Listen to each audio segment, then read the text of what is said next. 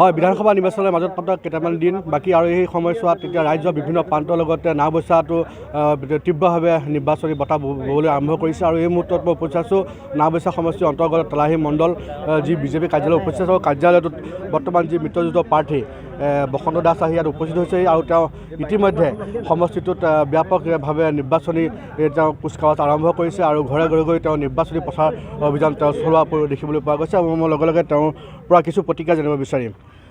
প্ৰথমতে আপোনাক অভিনন্দন জ্ঞাপন কৰিছোঁ। ধন্যবাদ। নাটকীয়ভাৱে আপুনি বিজেপি কৰ্মকৰ্তা আছিলে, বিজেপিৰ বাবে টিকটৰ দাবীদাৰ আছিলে, ঘপকৈ আপুনি এই জিপিলৈ আহিলে, এই জিপিলৈ আহি আপুনি মিত্ৰজোঁটৰ প্ৰাৰ্থী হিচাপে এইবাৰ নাওবৈচা সমষ্টিত প্ৰতিদ্বন্দ্বিতা আগবঢ়াব, কি ক'ব এই মুহূৰ্তত? এইটো নাটকীয় নহয়, অগপ বিজেপি সন্মিলিত গণশক্তি অসম তিনিওটা মিত্ৰজোঁটৰ দল আৰু কোনটো সমষ্টিত কোনটো দলৰ পৰা প্ৰাৰ্থিত্ব প্ৰদান কৰিলে আমাৰ জয়ৰ সম্ভাৱনা আছে মিত্ৰজোঁটৰ প্ৰাৰ্থীজনৰ, সেই তেনেধৰণে তেওঁলোকে সিদ্ধান্ত কৰি এইটো ৰাজ্যিক সমিতিৰ তিনিওটা দলৰ মাননীয় সভাপতিসকলৰ আলোচনা মৰ্মে সিদ্ধান্ত কৰি আমি অগপ দলত যোগদান কৰি অগপ হাতীৰ ছবিত আমাক প্ৰাৰ্থিত্ব প্ৰদান কৰিছে। তাৰ কাৰণে মই সকলো নাওবৈচা সমষ্টিবাসী ৰাইজক মই অনুৰোধ জনাইছোঁ, অহা 9 তাৰিখৰ দিনাখনি যি ভোটগ্ৰহণ হ'ব আপোনালোকে আজিৰ পৰা প্ৰত্যেকজন ৰাইজক অনুৰোধ জনাওক যে উন্নয়নৰ স্বাৰ্থত নাওবৈচা সমষ্টি উন্নয়নৰ স্বাৰ্থত 9 তাৰিখে ভোটগ্ৰহণ কেন্দ্ৰত আহি ভোট প্ৰদান কৰি নাওবৈচা সমষ্টিত অগপ হাতীৰ ছবিত মোক জয়যুক্ত কৰাত তেওঁলোকে আশীৰ্বাদ প্ৰদান কৰিব। যি বিজেপি কৰ্মকৰ্তাসকলে কেনেধৰণে লৈছে, আপুনি যি গণপৰিষদ বা টিকট লৈছে, এতিয়া তেনেস্থলত বিজেপি কৰ্মকৰ্তাসকলে আপোনাক কেনেধৰণৰ সহায় জনাইছে আৰু তেওঁলোকে কেনেধৰণে আপোনাক বিষয়টো লৈছে? চাওক, বিজেপি কাৰ্যালয়ত মই আহিছোঁ, বিজেপি কাৰ্যালয়ত আপুনি নিজেই দেখিছে কেনেধৰণে সমৰ্থন কৰিছে আৰু সকলোৰে উৎসাহে উদ্দীপনাৰে তেওঁলোকে আনন্দৰে আজি আদৰণি জনাইছে। মই সকলোৰে লগত প্ৰত্যেক মুহূৰ্ততে আছোঁ। প্ৰত্যেকটো আমাৰ যি মিত্ৰজোঁটৰ দল, প্ৰতিটো দলৰ মই এজন কাৰ্যকৰ্তা, মই অগপ দলৰে এজন কাৰ্যকৰ্তা হিচাপে আনুষ্ঠানিক মই অগপ দলৰ কাৰ্যকৰ্তা, কিন্তু মই ভাৰতীয় জনতা পাৰ্টিও এজন কাৰ্যকৰ্তা, সন্মিলিত গণশক্তি অসমৰো এজন কাৰ্যকৰ্তা। আপোনাৰ কিন্তু প্ৰতিদ্বন্দ্বী কিন্তু শক্তিশালী কংগ্ৰেছৰ যিগৰাকী প্ৰাৰ্থী, কি ক'ব এই সম্পৰ্কত? আপোনালোকে নিউজ এটা বজাই দিয়ে তেওঁ শক্তিশালী বুলি, ৰাইজৰ মাজত যাওক, গাঁৱত যাওক, আপোনালোকে শক্তিশালী হয় নে দুৰ্বল হয় তেতিয়া গম পাব। নিউজত কোনোবাই কথা কৈ দিলে তেওঁ শক্তিশালী হৈ যাব পাৰে, কিন্তু আমিতো বেছি নিউজত নোলাওঁ, আমি গাঁৱতে কাম কৰি থাকোঁ। এতিয়া আমাৰ সৈতে ব'লক গাঁৱত, তেতিয়া আপুনি গম পাব শক্তিশালী কোন দুৰ্বল কোন। বিগত 5 বছৰত কিন্তু নাওবৈচা সমষ্টিটো একদম অতি বেয়াকৈ পিছ পৰি ৰ'ল, উন্নয়নমূলক কোনো কাম নহ'লে। এই ক্ষেত্ৰত যদি আপুনি জয়ী হয় কেনেধৰণে সমষ্টিটোক আগুৱাই নিম বুলি ভাবিছে? চাওক, বিৰোধী দলৰ এজন বিধায়ক থকা উপৰিও বৰ্তমান মিত্ৰজোঁটৰ চৰকাৰখনে 2000 কোটি টকা কাম কৰি আছে, কিন্তু ভাৰত স্বাধীন হোৱাৰ পৰা প্ৰায় 75 বছৰ কংগ্ৰেছে এটকাওতো খৰচ নকৰিলে।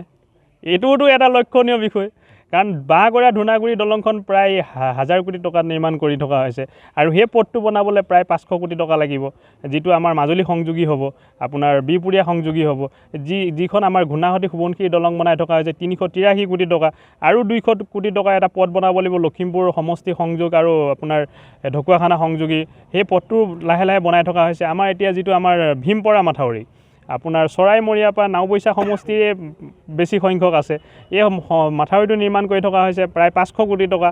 আপোনাৰ খাৰকাটি দলংখন যোৱা বছৰ মাননীয় মুখ্যমন্ত্ৰী ডাঙৰীয়াই উদ্বোধন কৰিছে।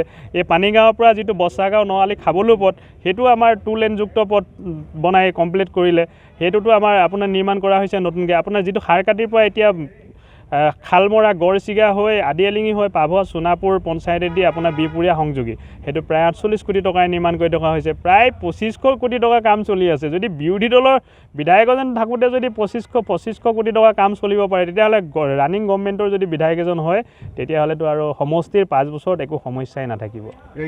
নিৰ্বাচনী ইছ্যু কি হ'ব আপোনাৰ? নিৰ্বাচনী ইছ্যু আমাৰ মাত্ৰ উন্নয়ন। অহা 5 বছৰত আমি নাওবৈচা সমষ্টি এটা খুব সুন্দৰ সৰ্বাংগ সমষ্টি, আমাৰ অসমৰ ভিতৰত ভাল এটা সমষ্টি গঢ়াত আমাৰ লক্ষ্য হ'ব। কি পৰিকল্পনা লৈছে আপুনি সমষ্টিটোৰ উন্নয়নৰ ক্ষেত্ৰত? চাওক, মিত্ৰজোঁটৰ চৰকাৰ হোৱাটো নিশ্চিত আৰু মিত্ৰজোঁটৰ বিধায়ক নাওবৈচাৰ পৰা জিকাটোও নিশ্চিত। তাৰ কাৰণে যিখিনি 50% কাম বাকী আছে, মই কোৱা নাই সম্পূৰ্ণ হৈছে বুলি, কিন্তু 9 বছৰত 50% কাম কৰিবলৈ সম্পূৰ্ণ সক্ষম হৈছে এই মিত্ৰজোঁটৰ চৰকাৰখনে, আৰু যি 50% কাম ৰৈ গৈছে অহা 5 বছৰত আমি সম্পূৰ্ণ কৰি তুলিম। পথবিলাক বনাম, এখন দলং আছে নৱালী পূব তেলাহী, এখন আমি বনোৱাৰ ব্যৱস্থা কৰিম আলোচনা মৰ্মে। আপোনাৰ যিখিনি কালভাৰ্ট য'ত য'ত প্ৰয়োজন আছে, য'ত য'ত আমাৰ যিখিনি বিদ্যালয় আন্তঃগাঁথনি দুৰ্বল আছে, এই বিদ্যালয়খিনি আমি ভালকৈ আন্তঃগাঁথনি উন্নয়ন কৰিব লাগিব। তেনেকুৱা ৰাজহুৱা সমস্যাবিলাক আমি প্ৰাধান্য প্ৰথমতে দিম। হয়, এয়া আছিলে